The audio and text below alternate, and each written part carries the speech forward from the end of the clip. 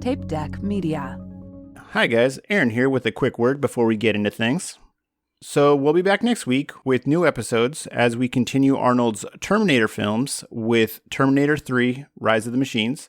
But in the meantime, we figured we'd re-release this old bonus episode of our coverage of the Universal Studios stage show Terminator 2-3D, Battle Across Time, just as a kind of refresher on our super awesome, not at all absurd Terminator theories, but before the new episodes are released, because we definitely end up bringing up these theories again while we're discussing T3.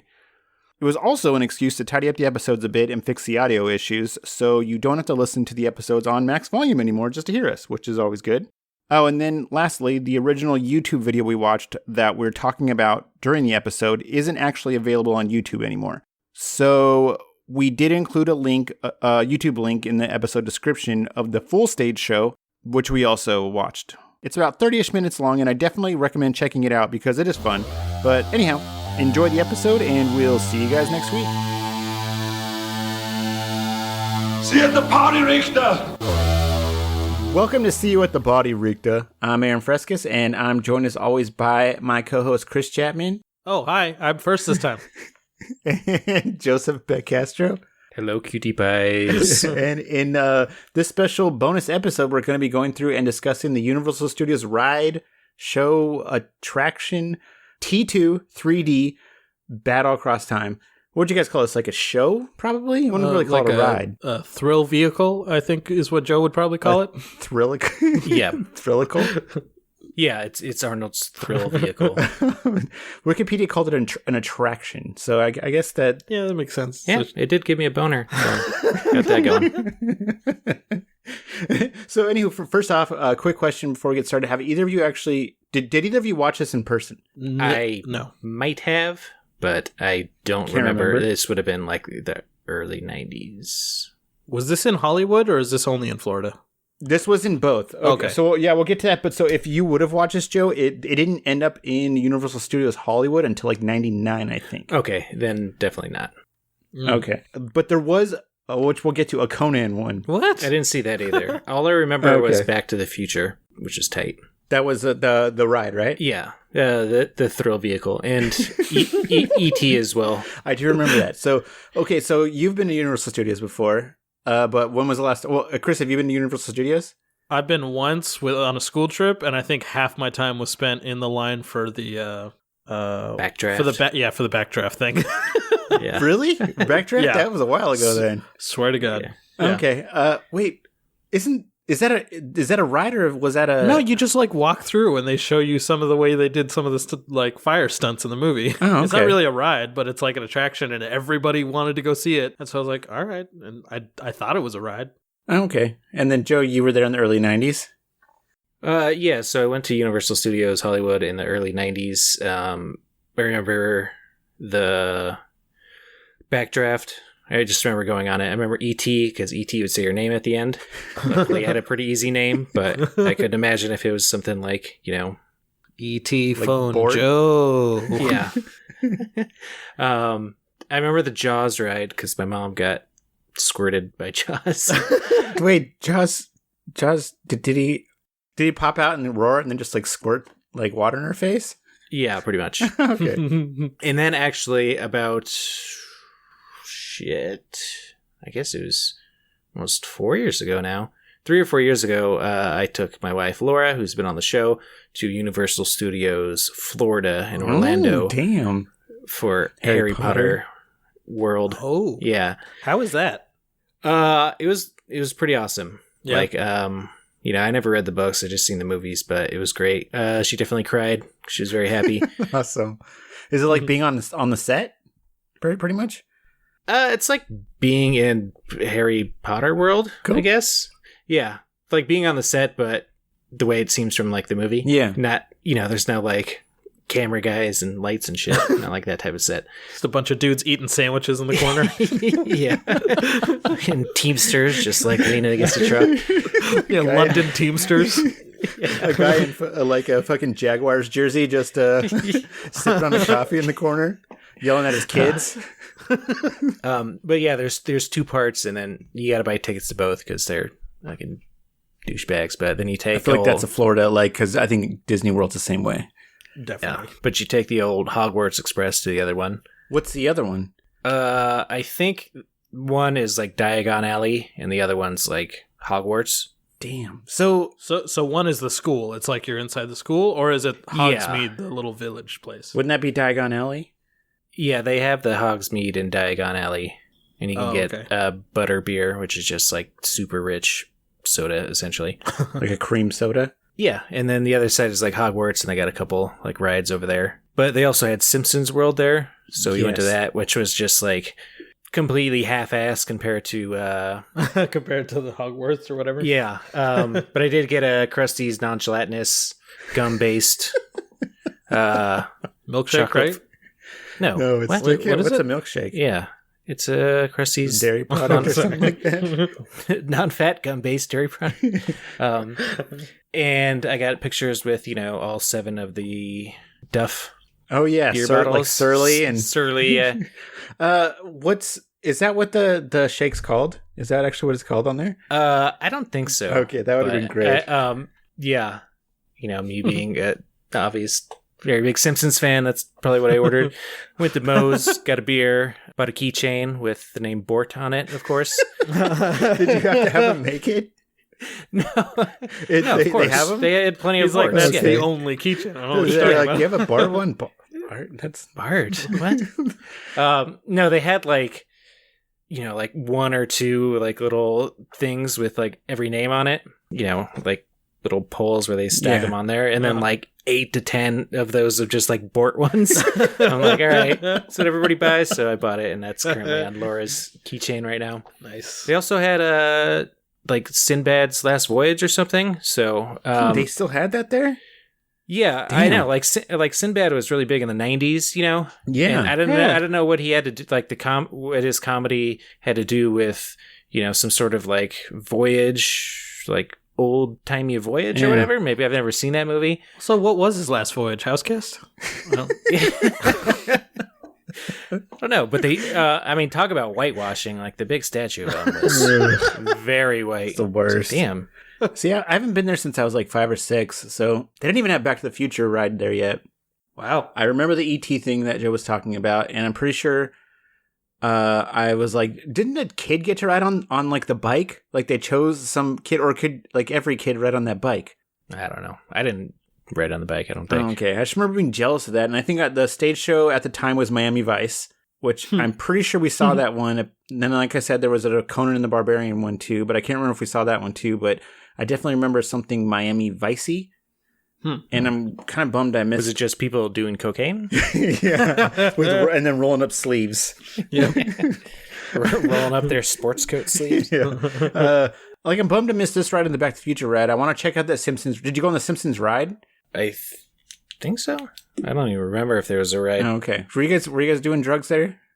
No. Oh, that seems like it would be an interesting. No, it was Florida and it was hot as fuck. Oh, so- okay. Well, did you guys go in the summer? No, we went to Tampa 2 years in a row because that's when I was, playing poker for money. Yeah. And I love bass fishing. So we went in like February and it was still like, hot as shit, but fishing was great. And Well, that's good. made a shitload of money playing cards because that's a fucking gold mine for For like tourists. cards. Well, no, like no one goes to Tampa Yeah. like tourists. It's just like it's such weird. Like us on the West Coast, like we don't really get the idea of old money. Yes. And, Yeah. like the Yeah. people there are just like old money. Like their families have been rich for like 10 generations, and they just I don't know. Like in Seattle, everybody that plays cards is good because everybody that plays cards is good. So it like breeds like good players, and then like Bay Area is better, and then not like the players are better, but better for because they're shittier players and a lot of money, and then like Tampa, everybody just sucks. So there's just like tons of money to be made because everybody has a bunch of money, and they're not very good at cards because they don't have to be because no one else is Yeah. really good. So Damn. That's nice. yes, it was very nice. Oh, so the Back to the Future ride, at least in Hollywood, got replaced by the Simpsons ride. Yeah. That I remember because I never got to ride the Back to the Future ride. Yeah, which sucks. What, like I Yes, I did go on that ride. Yeah, The Back to the now I Future one? remember. No, the Simpsons one. In Hollywood Florida. or in Florida? Okay. Is it just like a 3D ride, right? Yeah, and you're like in a little car, and you're going through like Springfield stuff. Yeah. Okay. Before we get into the summary, let's do a little bit of history about the actual the thing we're talking about, the T2 attraction. But it's a mini sequel to Terminator 2 Judgment Day. It was actually directed by James Cameron and it had pretty much all the main cast from the movie in it, including Arnold Schwarzenegger, Linda Hamilton, Robert Patrick, and then Edward Furlong as John Connor. Mm-hmm. So Universal Studios, the like guy that's in charge of all the rides and stuff like that, hired this dude named Gary Goddard from Landmark Entertainment to make a Terminator ride. And after Goddard took about a year to come up with the basic story and then the storyboards and whatnot, they approached James Cameron to what like seems like kind of like show him what he had and basically get his approval. I was reading an interview with Gary Goddard, with him basically saying that James Cameron could pretty much shut down the whole thing if he didn't approve of it. Jeez. Which makes me curious when he lost that kind of power. Because I don't think he can do that anymore with Terminator. No. Yeah, that is weird. Well, the rights got reverted back to him recently. Yeah, but okay, so I was actually going to think, which I was going to mention, I was trying to think of an answer to that, and the only thing I could think of is at the time, Carol Co. still owned the rights to Terminator. It was, the first one was Orion. Yeah. And then it ends up going to Carol Co. By the way, the rights for this, like I started looking up the rights, they go all over the fucking place. There's no, like, I can definitely understand why this movie, you have different versions of it as it's going along. Anyway, I'm assuming Cameron had way more like pull or say or whatever in what they did and what they didn't do with this idea when it was with Carol Co. But then Carol Co. went bankrupt and the rights went through like a bunch of different companies, which is just the whole different mess that we could probably do a whole other episode about. But anyway, so I think that's maybe the only reason why, he had so much power over what like would get made back then is because he probably had a lot of pull because that was like their big movie right before they did go bankrupt. Yeah, I'd imagine he was like probably the most famous creator they had at the studio at Carol Co. Well, it's either that or somewhere along the way he just stopped giving a shit and he's like, fuck it, do whatever you want with it.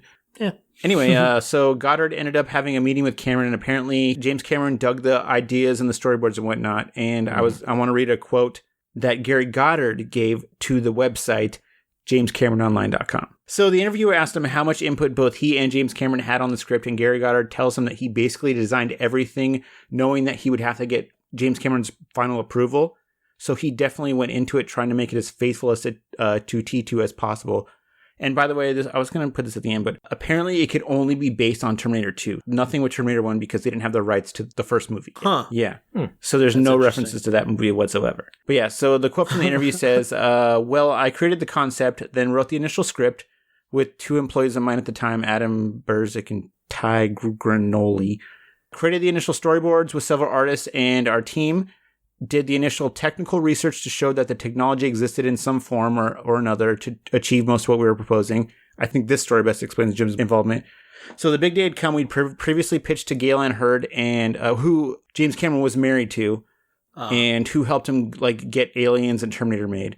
But she's a producer. So, and to Carol Co. management team, though Carol Co. at this time was about to go out of business. And then to a couple of guys at Universal. Everyone had approved it. Everyone liked it, though some were not. Some of them were not sure how we were going to do everything we're presenting. But of course, with regard to Gail and Carol Co., it was like, we love this. What did Jim say? So as I know from day one, it was all about Jim. So the day was set. We were set up in a basement conference room of the Black Tower, which I didn't look up, but I was like, what the fuck? What? So some place called the Black Tower. Maybe that's like the Dark Tower. James Cameron's obelisk in his fucking in Hollywood. It's somewhere that they were set up that James Cameron was coming to. Oh. Which, yeah. So we had 3 walls of storyboards and color renderings. We had a foam core study model of the theater.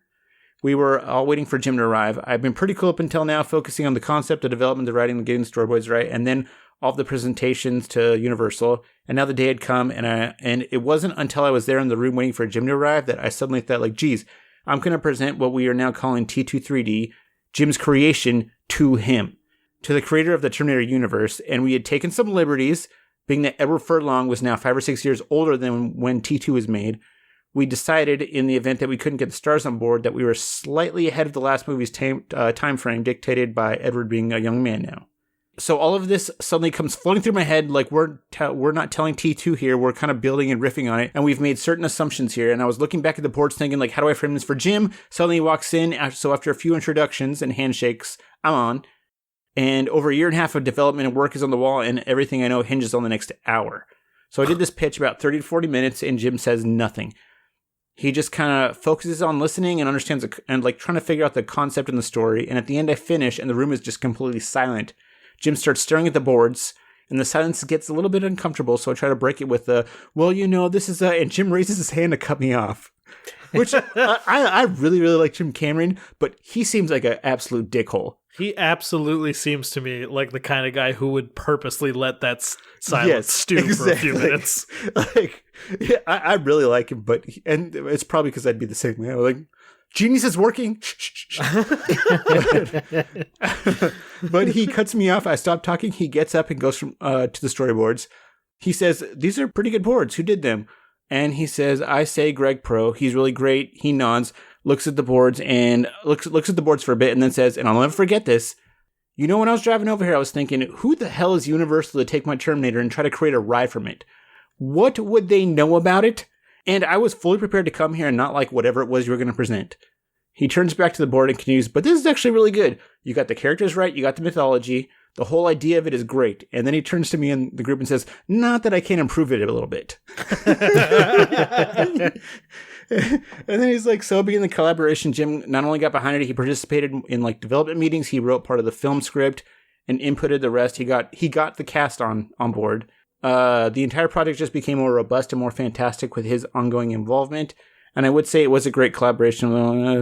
So the answer is that Jim was very involved. That being said, I think he would confirm that it was very collaborative, that he pretty much deferred to me on any elements involved in the live aspects, which obviously, yeah, because this guy's like the live person. Like he created the Back to the Future ride. He created, I think he helped create the Jurassic Park, the original Jurassic Park one, and then a bunch of other rides for them.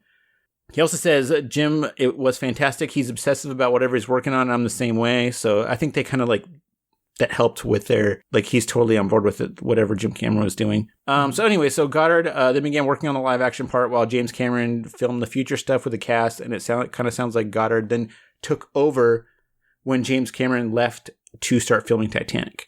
And then James Cameron like phoning in and whatnot. But anyway, so it originally debuted at Universal Studios Florida on April 27, 1996, followed by Universal Studios Hollywood on May 6, 1999, and then Universal Studios Japan on March 31st, 2001. And then the Universal Studios Japan one is the only one that's still going. Wow. Yeah. The whole show, including the pre-show, is about 20 to 25 minutes long, with about 12 minutes of it being the footage that James Cameron shot. The original attraction cost $60 million to make. Jeez. With just the film part that James Cameron shot cost $24 million to make, which makes it like minute per minute the most expensive film that's ever been made. so yeah, I had a note about that later. I was like, the budget for this must be fucking insane. Yeah, so it's like the most expensive film that's been made. The Hollywood version was so popular that it is credited with causing a 5% drop in revenue from Disneyland when it first opened. Wow. So there's like a tiny bit more trivia later, but I'm going to get into the summary. Yeah. Okay, so there's a couple different versions of this you can watch. There's one that's just the movie part, and then there's one that has like someone going through the whole ride. So they dressed up the outside of the building and the line inside before you get into the auditorium to kind of look like a Cyberdyne facility or headquarters or whatever. Mm-hmm. And then the one that I did watch that went through the whole thing was actually the very last showing that they did of it at Universal Studios Florida, and someone filmed it on their phone. But anyway, we then go inside the building and enter the Miles Bennett Dyson Memorial Auditorium, because you only get to come back from dying in the movie if you're white. So, which was weird that anyway, or a main star, I guess, would probably be more of a thing. But yeah. They just brought the Terminators back, right? They brought the Terminators, but yes, they did. Well, I mean, they're robots, you know. They're the only ones that, quote unquote, died and came back. Yeah, that's what I mean. Yeah. Is they're Terminators. That one makes a little bit of story sense. You can't bring back Dyson unless he's a fucking robot. Well, would you say like it's a different one? Yeah. Well, no, but they're also, it could be from the future. He's like, I'm back or whatever. I genuinely think at least the Arnold one is a different one. Okay. Yeah, we'll get into that in a minute. Yeah. But so anyway, so then we go. Oh yeah, so you'd enter like a holding stage room before entering the actual auditorium, which had a bunch of TVs. You're then greeted by a lady that we saw in the video, who's like your host of the presentation. By the way, I definitely should have mentioned this, but the whole thing starts off being presented as the viewer going to watch a demonstration of the Cyberdyne Expo of their newest creation. So, which is the T70 that we see after entering the theater. Anyway, so this lady greets you in the pre-show room and introduces herself as Kimberly Duncan, Cyberdyne's Director of Community Relations and Media Control.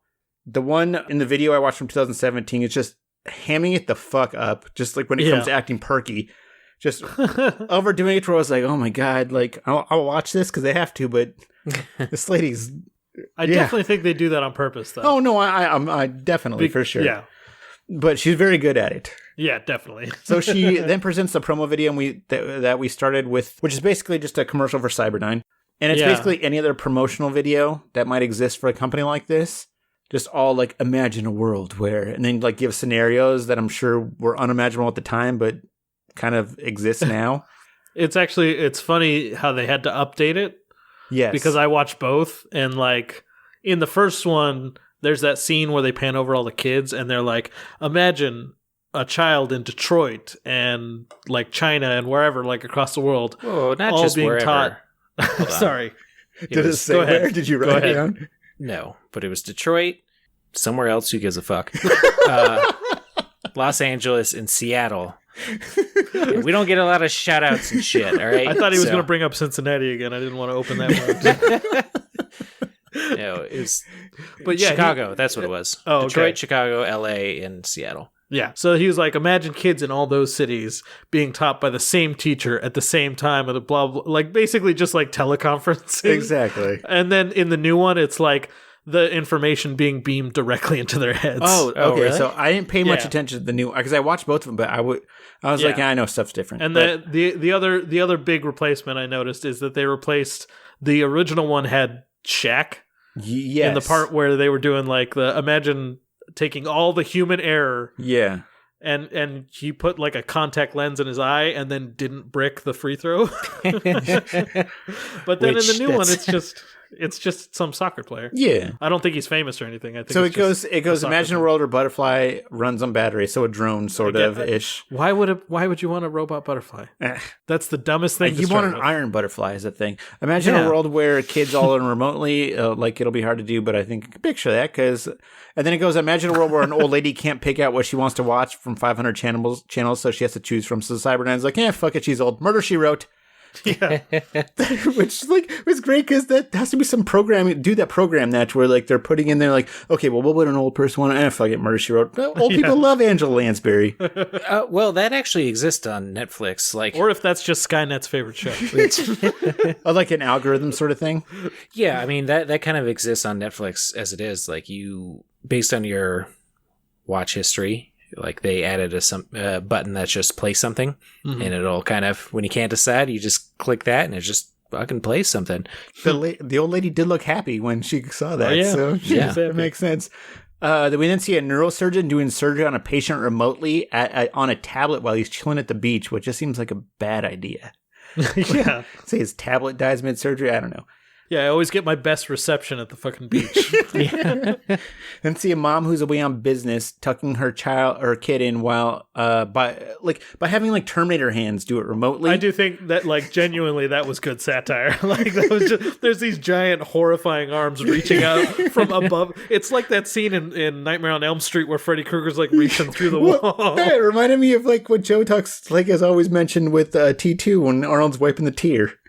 Oh, yeah. Yeah, like, I don't know why you cry. And then he scrapes the shit out of his face. It's like, yeah, that's why, dude. That hurts. Your fucking metal finger. Yeah. We then get a sweet cameo from, like Chris said, from pre-bald Shaq, which he definitely had hair, which I was like, I'm curious if, like, he shaved his head because he was balding or because, like, right there he looked okay. Yeah. But who's wearing contact lenses that can help him make a free-throw shot, which I think he was, like, notoriously bad at this. Yeah, right. That, he always bricked the free throws. Yeah, he was about a 50% free throw shooter. Good? I mean, well, I think Steph Curry and Steve Nash are like the top ever, and they're like in the 90s somewhere. Okay. But like, you know, Jesus. 75% is probably around average. So he's Okay. like, I mean, big men always have a problem with free throws because they're super tall. So the angle is bad, and they have gigantic hands, so the ball's really small. So like they can't really get an arch on it. They got to kind of like shove it in there. Yeah. Yeah, with like a tiny little ball. But there is somebody who used to do like the granny shot, and Really?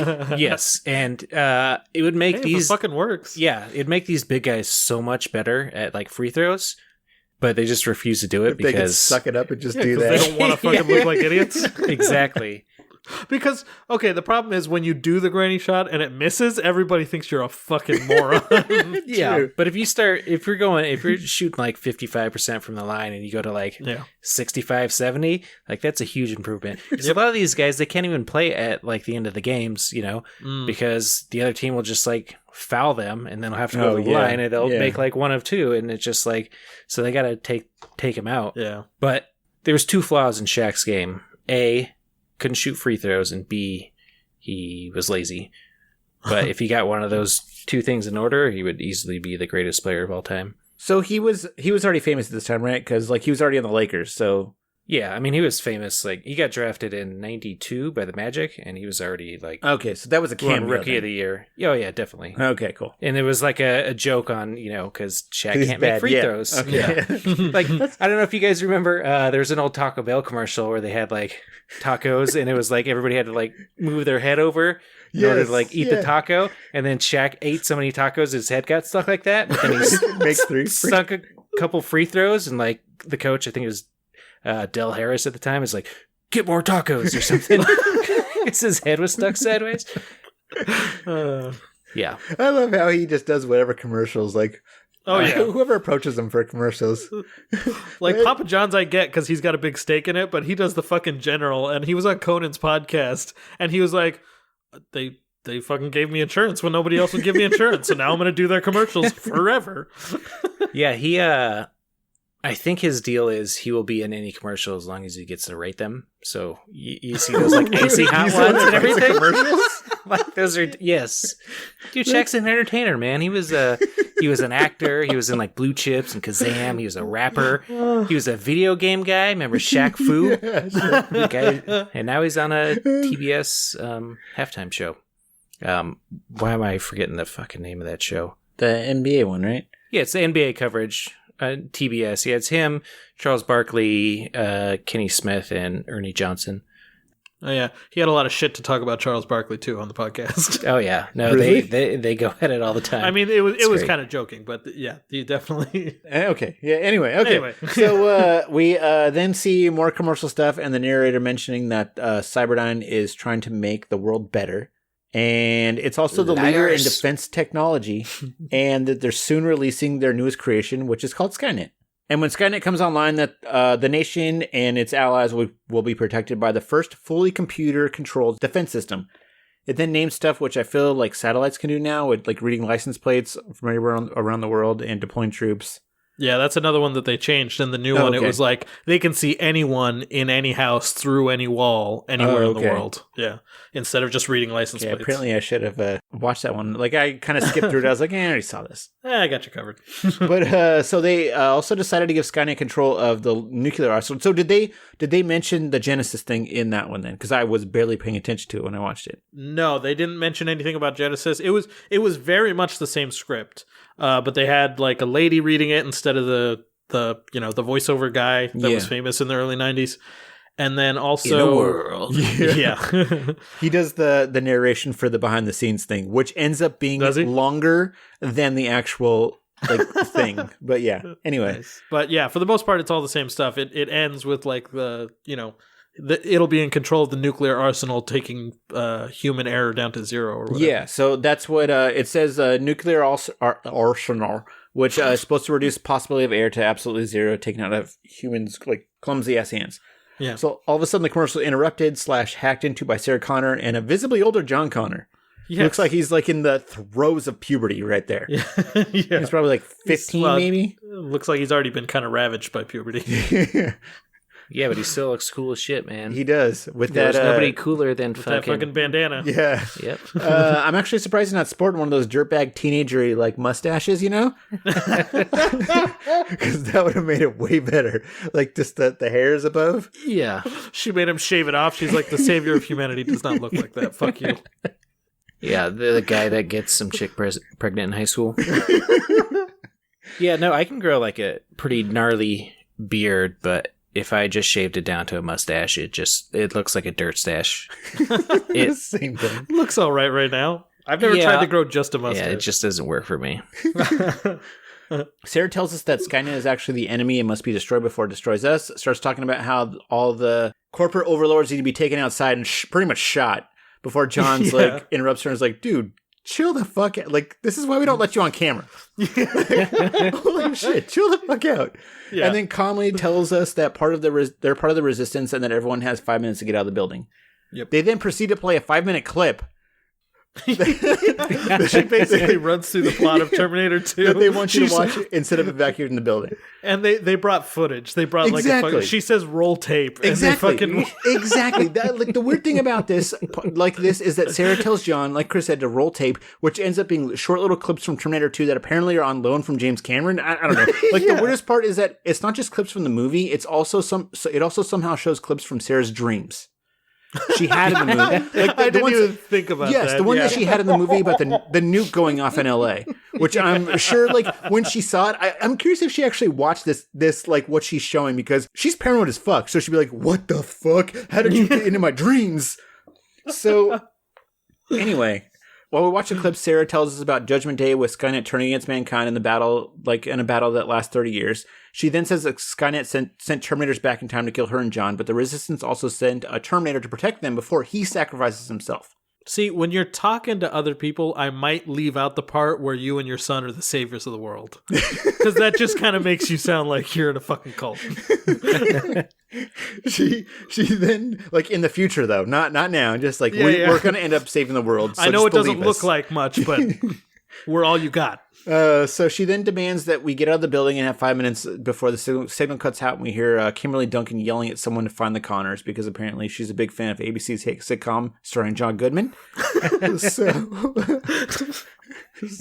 what channels? Anyway, so real quick, this is such a weird scene when you think about it for more than 30 seconds. Like, they have clips from the future showing the first scene from the movie with the T-800 stepping on the skull. Stepping on skulls, yeah. Yeah. She also says that the Terminator from the movie, Arnold's character, sacrificed itself, yet we see him about 5 minutes later during the show. Supposedly. Telling you, it's a different one. Exactly. So, like, I was going to say, like, is he a different one than the one that died? Yeah. And I think there's evidence at the very end, too. Okay, well, we'll get Joe. No, I am saying that it is the same one, but just at a different point in time, and he went back in time there, and then they blow up Skynet then, or whatever, after they go forward in time. Then he goes back in time again, and then he goes back again to events of Terminator 2, and then he sacrifices himself. Okay, so it's like a cutscene, pretty much. This is basically a cutscene from Terminator 2. No, this... Okay, so... This is he's saying it's technically a prequel to Terminator 2. Yes. Well, okay, the only problem with that is that John Connor's older. No, for the Terminator. So, okay. Yeah, but you're not thinking fourth dimensionally, Aaron. Come on. This is why I was like, told Chris, I was like, there's no way this episode is going to last an hour. Because I've got points in this where I'm like, it's just going to stand talking about the Terminator for like 10 minutes. I'm like, to where one of us is like, we got to move on. But yeah, the Terminator can go wherever he wants in time. He goes here first, and then he goes back to protect John. That's it. Yeah. Yeah, let's say he got sent back March 14th, 2029. Okay. Okay. Ooh, Pi Day. Yes, and also my wife's birthday, but not the year, but the day. Well, that'd be weird. It will be. Yeah, I was disturbed for a moment. She's also a time traveler. She's the Kyle Reese in my life. Sure. Anyways, fucking pervert. Shh. See, that's why I don't have the mustache anymore. These people were on to me. Anyways, so he got sent back March 14th, 2029, right? But let's say January 12th, 2029, he got sent back and he does all this stuff that we're watching now. Mm-hmm. And then he goes back to his 2029. And then a couple months later, he gets sent back to the beginning of Terminator 2. Okay. I got So it could be the same one. Just Oh, that makes more sense. I thought you were saying he literally, when he jumps into the time warp at the end of this one, he ends up in LA in 1992. I mean, that's it's possible. but well, they need to reprogram so he like It's forgets true. that stuff. That makes sense. So like they send him back once to do that task, and then they send him back. He comes back and they send him back again to do the other task. Yeah, because he has to. Okay, but that doesn't make sense because he has way more personality in this one than he because does. they wiped. Okay, Okay, I was gonna bring this up. I was gonna bring this up later. All right. So in this one, I feel like, before January, they're like sitting him down in front of like Friends, put on a Friends marathon, Just some like a bunch of Seinfeld. 90s shit. Yeah, like some great Just that comedy, scene from Undercover Brother where they fucking blast pop culture in his face for 5 minutes. Yeah, they're just doing that, and then he's sitting there learning about like improv, and like way to make quips like it's my college roommate, like all that shit. And then they send him back, so he's like all nice and like spacey, and that way John knows like, oh shit, now I remember he was a fucking Joker. Yeah, but then they had to wipe all that stuff, and then basically reprogram him again in order to send him back to the beginning of T2. So it's basically John that did this. He's like, okay, I got to get this guy like how I remember him. Yeah, And I got to then get him to make it seem like to convince my younger self that this is legit. And then he was like, I made him a little too jokey. I think we'll dial it back this time. And okay, so like I know he's my, figurative dad, but he's making way too many dad jokes. So it's true. We gotta cut that down a little bit. So what was the other thing? Okay, so I know it's supposed to be a ride, and they probably figured no one would think too much about it, especially like some boners doing an Arnold Schwarzenegger podcast 25 years later. But it also seems like stuff like, granted, I guess you could explain it with the way we just did real quick that James Cameron usually wouldn't let fly, but like there's a lot in here where it seems like Cameron would, like he was just like, fuck it, just let it go. So anyway, people are then led into the Miles Dyson Auditorium, and the Cyberdyne presentation begins with Kimberly Duncan introducing the T-70 unit, and she says, or as we like to call them, the Terminators, which I'm like, first off, come on, you're going to tell the public that these things are called Terminators? yeah, that's a terrible. Exactly. Like, what? For being a public relations person, you suck at public relations. Like, Yes. Jesus. I know They would be like the RoboCorps of the army or something like that. There's no way they'd call them fucking Terminators. Yeah. Also, I know this came out before T3, but is this supposed to be the first Terminator? Because I didn't double check, but I'm pretty sure they have like the T1 and then T2 and like it goes up to like T8 or something like that at the end of T3. Definitely. At the end of T3, they're talking about something like they don't even look human. No, they're like they tanks with, they're basically tanks with mounted They guns. look like Johnny Five from fucking they look Short like Circuit. really fucking ripped Johnny Fives. Exactly. Like, so yeah, like at the end of the movie, like Skynet comes alive, they start just mowing people down. But I'm actually curious which one. I'm assuming that one's considered canon, obviously. Although they've fucked up the canon so many times that. Yeah, I don't think that's. It was canon. According to the YouTube comments, this fucking movie is canon. Okay, yeah. So anyway, she starts the Terminators up, and they start shooting at targets. And I gotta say, my favorite part of this whole movie was like the family you can hear behind in the background speaking Spanish. Like that was seriously my favorite part of this movie. So anyway, she's about to introduce Skynet when stunt actors playing Sarah and John bust in, demand for her to shut stuff down before like What? a T1. That was that was them. Sorry. That was Linda. No. Linda Hamilton did that show for like 25 years. Yeah, that's what she was doing until she did Dark Fate. That's why she had to pick up, like, she did Dark Fate, because, like, once... That's why she was in such good shape. Exactly. Constantly rappelling down that road. Yeah, that's why that show shut down in 2017. Because, like, they were like, we need to do Dark Fate and we want you back. She's like, but I'm talking myself out of a corner. She's like, but I have my career now. I'm sorry. I do this show now. In both Florida and Hollywood. She flies between And Florida, Japan. Hollywood, and Japan. Well, shit, she does have a twin sister, but Leslie. That's true. But there's three Prestige of them. that shit. That's it.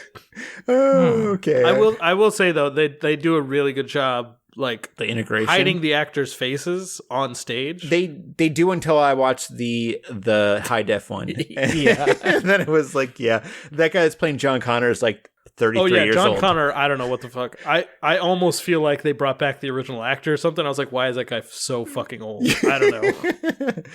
But Yeah, it's actually Mickey Rooney. You're like, what? it looks like when on The Simpsons, I don't remember which one it was, when Mr. they Burns get someone to hair.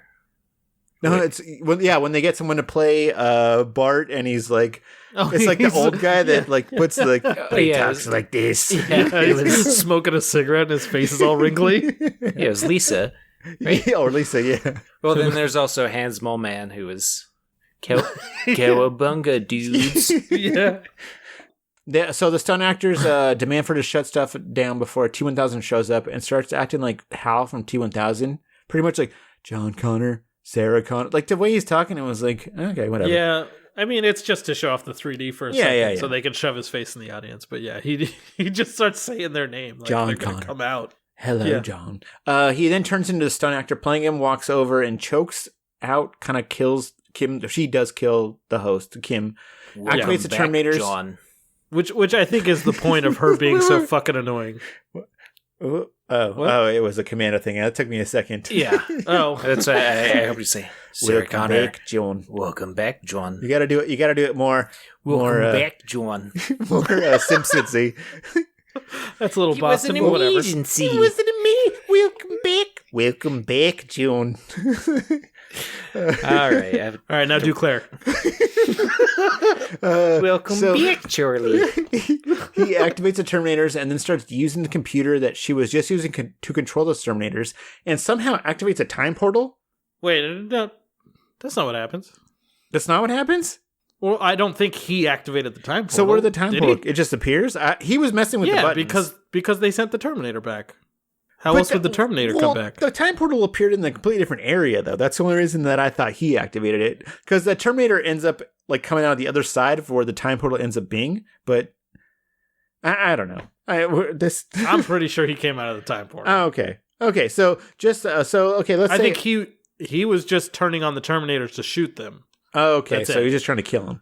Yeah. Okay, well, I read it differently. But so just then Arnold, the stunt actor was playing Arnold, rolls out in a Harley, which apparently he drove in. Well, he didn't drive in the auditorium. He just drove out of the thing, if that's correct. Because I was like, why is he driving into the auditorium on a Harley? But that doesn't make any sense because you can't send a Harley through the Exactly, which I have at time the portal. end. There's a lot you can't send through, and it's like they just didn't want to start the scene off in the in like when we get in the movie with both of them naked. Just both of them show up there naked. It's too bad. God, that'd be great. They're running around like dongs flopping around, running through the audience. Exactly. They're just naked throughout the whole thing. King Floppy Dong, as my brother called it. We watched fucking the original Terminator back in the day.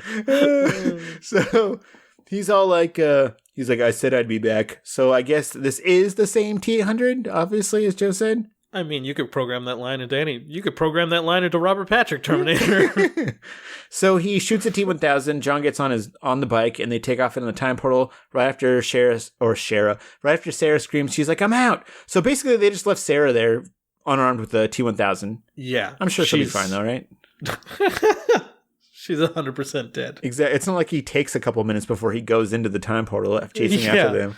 He doesn't make sure, like, they shoot him just long enough to knock him down so he... Oh, no, he chases him through the portal, right? He does, but he takes a minute. Oh, does he? Oh. Yeah, because they get in there and have a quick conversation before he ends up in there. But so they end up in the future. So, okay, quick question. This is for, I'm assuming Joe, unless Chris, you know this. Like, those things were one way, correct? Or, because I remember Kyle Reese saying something about them being like, you can't go back, or was it like you can't go back if you don't have a time machine? Yeah, it was essentially the time machines got destroyed after they sent him back. Reese. Yes. Okay. Mm-hmm. But also B, like, you can't suck anybody from the past, like, unless they were able to have a gigantic time machine and have a smaller time machine wrapped in like human skin and send that back in time. That's you then horrifying. have two time machines. Yeah. Yeah. Well, they had to So somehow. they couldn't leave it open, like a time portal open to where they can go back into it.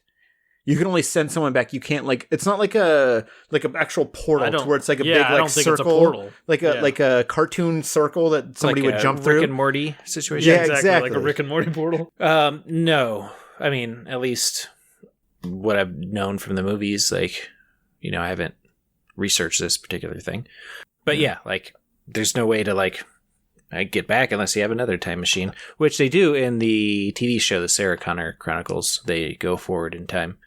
Oh, that's what I gotta add that to the list too. But okay, so this James Cameron, you're making me lose faith in you with this shit. Okay, yeah, okay. So the other question I had was, like I said, they can't bring you back after you travel, unless you find another time machine, pretty much, right? So you can't. Okay, so basically, in Genesis, when they were building a machine in the 2017 part, that's what they were doing, right? They were building a time machine. Yes. Okay. Do you guys remember if they mentioned that they were going to use it to go forward or backward in time? They didn't say what they're going to do with it, right? Oh, in Genesis, the beginning part. No, like when John Connor was having John Connor and Danny Dyson. Yeah, he's helping Danny Dyson design the time machine. I think they said they were going back, but I can't remember. No, but they also Sarah and Pops, built a time machine that went forward. So. True. Yes. Okay. Definitely. I was just really curious. If you're going strictly James Cameron stuff or Terminator 1 and 2, I guess in theory it could be possible to build a time machine to go forward, but that was never done. It was only in Sarah Connor Chronicles and Genesis where there was time machines that went forward. Okay, which was something with. Genesis, where I was like, they wouldn't build a time machine to go backwards in time, because what are you going to kill John Connor? He's already a Terminator at this point. So, why are you building a time machine, basically? Which I never thought about when I was watching the movie. I was like, why are you building a time machine? He's already a Terminator. What are you going to go forward? Just to let's get to the good times. I want to go back to the good times. I guess it could be I mean, technically not forward, but it would be like a forward base for the machines. Like a place for them to come back and forth to the future. You know what I mean? Mm. But I don't know. And it could be also just play the lottery. Shit, those are the winning numbers. Now I'm gonna go a week back and buy a lottery ticket. Skynet just slowly becomes more and more human until it develops a gambling addiction. John Connor just happened to build because he's still human. He's part human. He's I just want to fucking win the lottery. And you know what he says when he wins? Easy money. There you go. Which I love. I mentioned later, but I love how they work every single line from Terminator 2 into this. Yeah, I have that too. This is just basically our greatest hits of Terminator 2. But as far as the going back, they could oh shit, we fucked up. Let's go back and do something. It's a safeguard. So yeah, it makes sense. So John and the Terminator are in the future, which we learn after John Luke's run is whoa, where are we? Because apparently it's not too bright. Arnold tells them it's the final battle between humans and machines right before they notice the T-1000 running through the time portal, probably having just killed Sarah Connor. he morphs his hands into the bar thingies. What? Yeah. The pry bar. I was just imagining him coming through with bloody knives for hands that's already. What I was thinking of. He's wiping his hands off on himself, but and then John's I didn't know you could bleed. He's oh, John. And then Arnold's if it bleeds, we can kill it. If it bleeds, he killed. Anyway, so he morphs his hands into the what a pry bar thing is he used while chasing them after they break Sarah out of the hospital in the movie. We basically get a shorter version of that scene. Because that was because I was trying to remember what scene that was the right scene, right? It's after they break her out that he's chasing them. Is it because it wasn't the mall scene? Yeah, no, he's running right. after him and he's got the clubs and he gets on the car. And he's smash the window. Okay. Yeah. But he also I think chases John on a motorcycle as well. He's very good at running.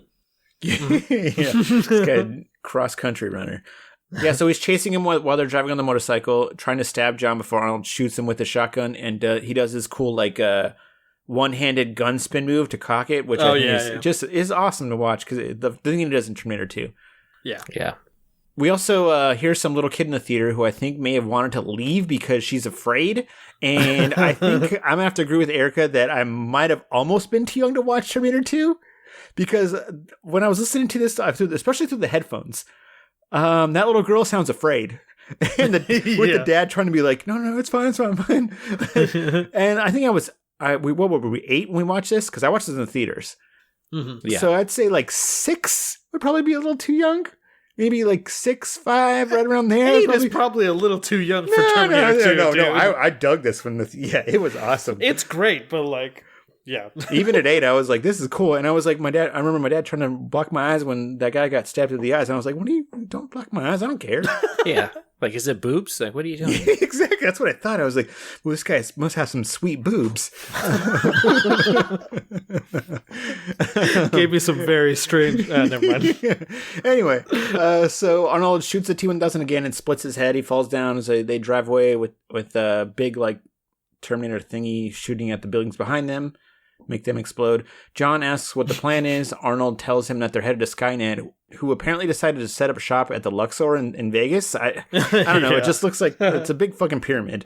Yeah. But they're then chased by a hunter killer as John starts trying to give him directions on which way to go before Arnold pretty much tells him to shut up. And like I said, it's just these lines, though. He's just way more sarcastic in this than he's been in any of the other like Terminator movies. Like John asked them, what does he say? He's like, he asks him, where are we going? Or like, we're not going there, right? And the Terminator goes, you don't want to know. And it's like, that's absolutely not a Terminator line. Yeah. That's like a very, like a Schwarzenegger Joe said, line. that's a Schwarzenegger line. And then when John's giving him directions, he goes, stop helping. Yeah. John, stop helping. So the HK ends up blowing them off the bike and they head inside the blown out building as it releases some like mini HKs to find them. And I thought it was cool that the mini HKs actually speak Spanish, which was just the guy in the background that was talking again while someone else was recording it. And I was like, oh, the HK speaks Spanish. That's nice. The mini HKs begin shooting at them as they hide behind a pillar, and Arnold, he shields John from being shot by them. And he then tells John to hide as he begins shooting them out. He runs out of ammo, smacks one with his gun, takes out the last one by grabbing it and basically tearing it apart while stop whining. Yeah. It's not a Terminator line, right? That sounds like a kindergarten cop line. Yeah, 100%. Again, these are all just kind of Arnold lines. Okay. They're good. I like them, but they're not Terminator lines. Yeah. This ties back into a theory that was brought up on Cracked After Hours, that each Arnold movie is just is Skynet trying to teach the Terminator how to be human, how to act like a human. Yeah, so he's just sitting there like being thrown into those situations. He's getting more and more charismatic as they go on. Yes, so that's why he's able to. It's like a Matrix designed specifically to learn dad jokes. So that's why he's like cross-referencing. I'll be back. Actually, well, the first time he said that was in the Terminator, but whatever. Stop whining from Kindergarten Cop. Yeah. That's why he's doing all that, because he's seen all the Arnold movies in his head, because that was Skynet training him to be more human-like. You kind of feel like glitch for a second because he forgot what. Stop whining, and like he's like, oh wait, wrong movie. It's not a Duma. He then yells my favorite line. He's like, "Get down!" As like another Hispanic T-800 shoots through the wall, saying something in Spanish, and then begins searching for them. Like, which is the best timing for someone to talk. Like, he shoots at the wall, it gets super quiet, and then it's like something in Spanish, and it was like, "Oh, okay." Well, so it spots John and is about to shoot him before Arnold's like, "Hey, Buckethead," and then chops his head off by throwing a mini HK into it. He takes his gun as John jokingly asks, he's like, "Friend of yours?" And Arnold replies, "He was my college roommate." Well, no, he's literally holding the skull of the Terminator. It looks like he's about to do the Poor Yorick speech from fucking Hamlet. Well, it's fucking, what's it called? Last Action Hero. Oh, yeah. Yeah, that's right. See, there we go. There's another. There you go. And like I said, like, well, we already discussed what Joe was saying. Like, this one actually has a sense of humor, which would make sense if he was the same Terminator that was in Terminator 2, but he didn't get destroyed. So this would make sense if he was that same Terminator and he'd been hanging out with John for like 5 or 6 years. Oh, yeah, absolutely. And he just got like the dad humor now. Well, Yeah, I mean, he could have been hanging out with the Resistance for a while after they kidnapped him and reprogrammed him and learned like these witty one-liners. Then they sent him back in time for this. Then wiped his memory. They would have been having him watch pop culture stuff, and he did talk like Seinfeld and Friends. So he's like, "Could I be any more?" But it's still Arnold and Arnold Delivery. Exactly. These pretzels are making me thirsty. You're like, dude, you can't eat. Like, you're a fucking cyborg. I love the idea of like old savior John Connor, who's leading the Resistance, setting aside an hour every day to go sit down on the couch and watch TV with the Terminator. So he tells John to grab some charges, some explosives. What if they have an improv comedy class in the future? You know, like they're keeping the arts alive. You know, and eventually they're working on it. You know, they got their jokes or whatever, and then they're like, "Dude, what if we throw like the Terminator in there?" That's also a good way to root out Terminators, by the way. Yeah. Actually, it's mandatory. Everyone has to go through the improv class. Yeah. You know, the big thing of improv is like yes and, but if you just replace affirmative, like, oh shit, that's a Terminator. Get him!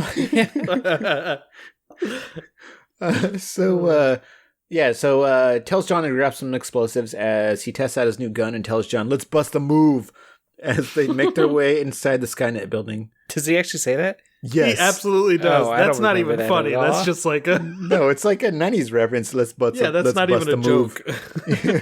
All right. So once inside the building, we then switch back to the stage show, the stunt actors, who are made to look like they're on an elevator as Arnold tells them that this is where he was built and that no human has ever been there before. They arrive at Skynet's central core, and Arnold tells John that they're going to blow the central core with the explosives they brought and then use the time portal to get back home. So John asks what kind of security they have, and Arnold tells him that it's something called the T1 Well, just as he mentioned that, like a big liquid metal spider thing like morphs from like the structure that they're standing around and then starts attacking them. Arnold keeps shooting at it, but it ain't doing shit. So Arnold like shoots a tank full of liquid nitrogen just as the T-Pain 1 million like walks under it. So the liquid nitrogen freezes it, and we're basically hitting all the story beats at this point that we've seen in Terminator 2. Yeah. It's really fortunate that liquid nitrogen container was right there. Yeah. Don't know so why. The T-Boz 1 million freezes, and then Stunt Arnold shoots it as Stunt John yells, like, he's like, wait! Well, in the one that I watched, he was supposed to look like he shoots it, but that fucker totally mistimes it, like the stunt actor. Yeah. And then, like, ends up taking the shot, like, and like a second later, the firing motion goes.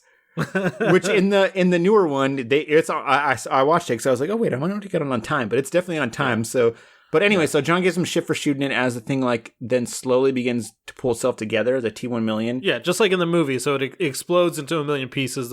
Those pieces warm up faster and go back to liquid. Yeah, but in the first one, or in T2, they were in a steel mill, like a steel mill. Yeah, it makes sense. That's true, but the physics still make sense even if they're not in the steel. That was right in the middle of downtown Los Angeles. Yeah, the steel district of LA sits down. The smelting district. This reminds me of The Simpsons. Oh, be nice. Hot stuff coming through. So Arnold tells him to get in the damn portal as we get a very like forced "I'll be back," and then they share a super awkward hug. Very awkward. Yes.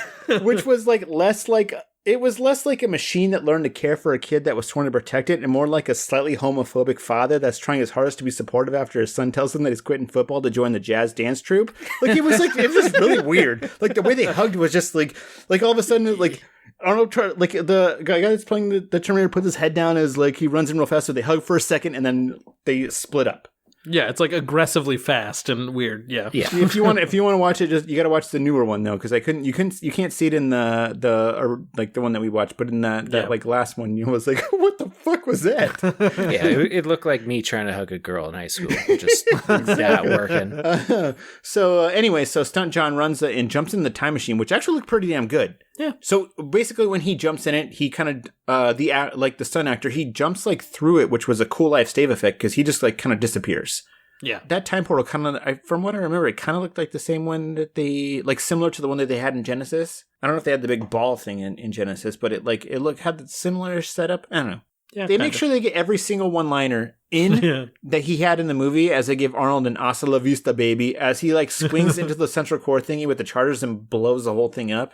Yeah. And then, the T-1000 actually didn't kill Sarah after all. Because we hear Sarah telling us that she owes John's life to the Terminator. Again. Because he saved because he saved them. And then the battle continues for some reason, even though they just blew up Skynet. So I mean, they blew up Skynet in the future. Yeah. Again, you're not thinking fourth dimensionally. The Judgment Day's still coming. All right. Anywho, that's the end of that. Yeah, that's where I guess my theory doesn't fall apart, but the continuity kind of falls apart, because if they blew up Skynet, wouldn't all the Skynet stuff just stop working? But maybe they programmed him not to run on Skynet satellite stuff. No, the Terminators that they send back can't run on Skynet, right? That's they have to be able to be because like disconnected. because once they go back, they're cut off. Once they're in the past, there is no Skynet, so they're independent. But it screws with the continuity, because one way or the other, like the Terminator blew himself up, right? In the future. Oh yeah, so yeah. No, he would survive that. You'd survive that. I like how Joe's. It's like the end of, or like that part in Groundhog's Day. Like, he could still be alive. Yeah. Okay, so I think if blowing up Skynet, maybe all the like HKs and Terminators out there are still like around, but well, I think in the future the problem is solved, right? They blew up Skynet. Yeah, but it's the same idea. Whoops, the same idea with like when they sent back the original Terminator. It can't run on Skynet because Skynet doesn't exist. Yeah. Therefore, so once they blow up Skynet here, like all those Terminators are still out there. However, they can't make more Terminators. So the war is technically won, but they still got to kill all those other Terminators. It's just like if you have a zombie apocalypse, and the bad thing is like when people die, they become zombies, or when they get bitten, they become zombies. Maybe everybody has a vaccine, which everybody should get, but there's probably some douchebags out there. Let's be real. Once they get like the vaccine, and then yes, there's still a shitload of zombies out there, but there's not going to be any more zombies, so you just got to kill all the zombies that exist, and then you can get back to like quote unquote normal world. So yeah, my theory holds true. So yeah, I'm right. I don't know. I take back everything I said about on the Genesis episode about James Cameron like getting out before he ruined it, because I mean, this was fine, but anyway, okay, so let's do the rest of the trivia real fast, and then we can give our thoughts, but there's only a tiny bit. So apparently James Cameron wasn't initially involved, obviously, and he actually said that he didn't want to create a ride but a stepping stone to the third theatrical production, which is weird because this movie doesn't make a lot of sense when you consider what happened in T2, but no, we've discussed that. Anyway, so Universal said they wanted to just bring in a lookalike to play the actual movie part, but Cameron pretty much insisted, like he told them that he was going to do it, the actors need to be involved in the movie. Yeah. The intro was, like Chris said, was updated to include apparently it doesn't include reference to Genesis. I didn't see anything about it, but it could have been a subtle reference. Yeah. And then like you said, they also got rid of the Shaq cameo. This was replaced in Hollywood by Despicable Me. A ride, that is Despicable Me ride, and then in Florida by a Jason Bourne themed show, which premiered last year. And like I said, it's still going on in Universal Studios Japan, so we gotta probably get to seeing that soon, before it gets like replaced by like a How I Train Your Dragon show or something like that. Yes. So if you're listening to this, first of all, thank you. Second of all, your goal has to get us there, and we will live stream it or whatever. So you got to get us to Japan to get this like extra bonus episode. I was wondering why they got rid of the show, because it was 2017, right? Yeah. So I was wondering if they were getting rid of the show because of Genesis, or you say it's just because Despicable Me was fucking super popular. That's when Genesis came out, right? Genesis came out in 2015. No, 2015. Oh, that was 2015? Yeah, 2017 was Dark. God, was Dark Fate was 2017? 2019 or 2017? Dark Fate was 2018? Oh, okay. Let's say somewhere between 2017 and 2019. Yes. Okay, never mind. So, I thought for some reason I had Genesis. No, yeah, Genesis was definitely 2015 though. Got it. But so this was from IMDb, which Chris already mentioned, was the Terminator and John couldn't, like, with them arriving in 2029, they would have had to show up naked, pretty much. Which again, like, which would have made that scene where they were facing each other when he was pinned to the pillar, way weirder. shaken. Yeah. Yeah, it would have made it hot. Would have impaled John, is what it would have done. Okay, so quick question, which is just what stuff always devolves to. So let's say you're making him anatomically correct? Of course. Now, do you include some sort of like... Yes, he's circumcised. I've been over this with you 100 times. No. Normal wieners don't have any sort of bone in them. So is it just some sort of like, piece of like piece hanging off of them, or does it have like a metallic? It's the only thing part going... of them that's liquid metal. Or does it have something going through it to where it could like get? Because like I don't see any sort of situation where it get hard, but it, like something going through it to where it can like lift up, or like he can move it around, or is it just sitting there flopping all the time? I think it's like Doc Ock's tentacle. It can be mobile, but sometimes it's hard. I mean, they can bleed, so in theory, there's blood. But I'm sure probably if they're programming it, they're like, we got to take all precautions, so they got to, have the boner program, boner.js. I don't know if they're programming in JavaScript, but whatever. Where like a bunch of if statements, like if boobs visible is true, return boner, and then it just like sends them in there where it just like becomes a boner. I don't know. The robots could be way more progressive than that. Maybe the ifs cover a whole lot more bases than that. Yeah. If other penis is visible, return if genital boner. Visible. Yeah. He's got a bunch of other stuff. Like they make him like super like to where he's like personality. Yes. Oh, whoop, and it's like the person like dickhead. No. Anyway. Yeah, and I'm sure they got to have him like eat, so they can blend in, because that was their entire point. So they probably have a system in there as well to like basically just turn the food brown, I guess, and then they just go shit it out somewhere else. Like, they got to cover all the bases. Ball hair, fucking toenails growing, like. But then the programming gets all mixed up, and he's got a scat fetish. It's all fucking. He does have a German accent, but they get confused, and he's like shitting out of his dick. Yeah. like what the fuck? Okay. Anyway. Okay. So a couple of quick questions before we go on. First off, would you call this James Cameron's worst movie?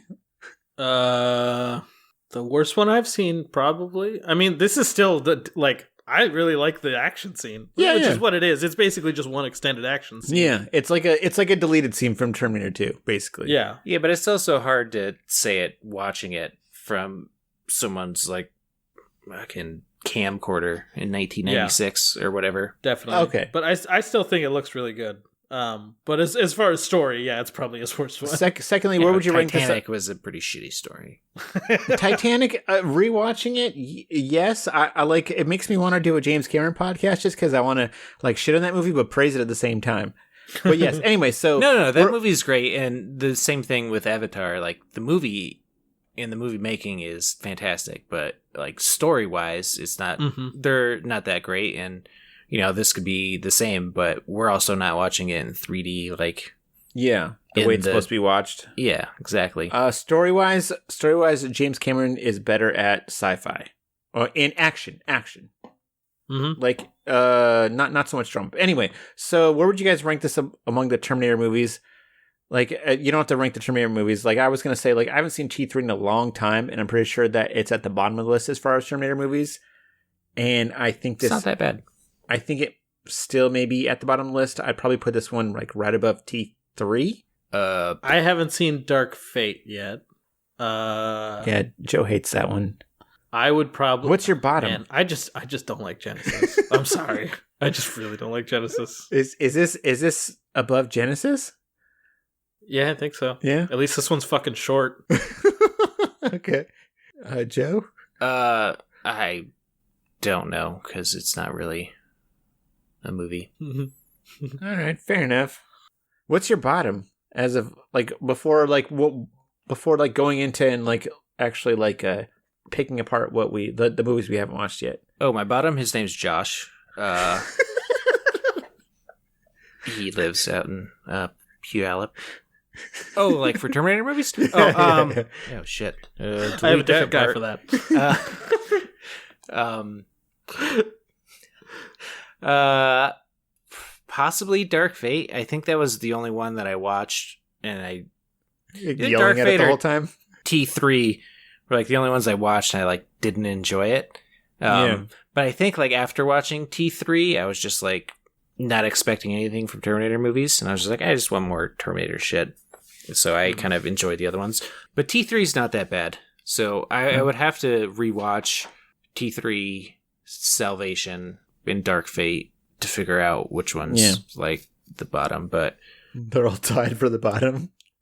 yeah. Okay. I don't know. I mean, none of them are great. Yeah, like the only Terminator that wasn't T1 or 2 was Genesis. So suck it, everybody.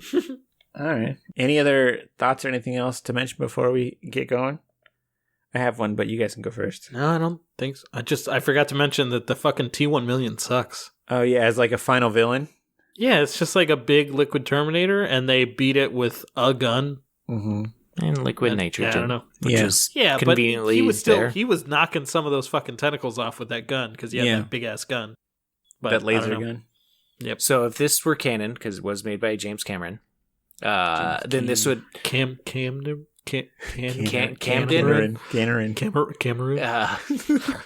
This would then make my point about everybody was ragging on Genesis for ruining the timeline, when in fact Terminator 2 was the one that ruined the timeline.